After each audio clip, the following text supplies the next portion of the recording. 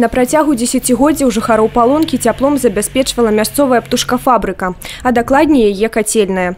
З аб'ектамі абагрэву цеплакрыніцу раздзяляла адлегласцю больш чым 4 кіламетры.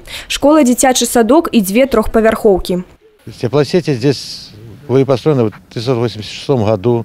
Тепловые потери составляли от 40 до 50%. Назрела острая необходимость строительства индивидуальной котельной на этой деревне и уйти от прыкупного теплоснабжения.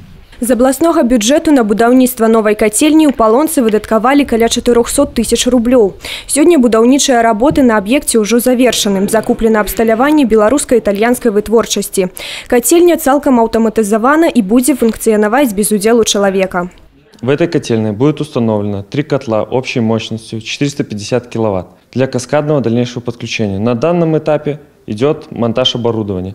За кошт прокладки сучасных теплотрасс и того, что котельня с гэтага часу будет находиться у непосредственной близкости от объектов, чакается немалый экономичный эффект. Вот данной котельной в эксплуатацию позволит снизить себестоимость теплоснабжения в 2,5–3 раза. Уменьшить потери тепла в связи с тем, что трубы будут заменены на ПИ-трубы, предзаліраваныя трубы. Ужо з пачатку ацяпляльнага сезона новая котельня пачне працаваць.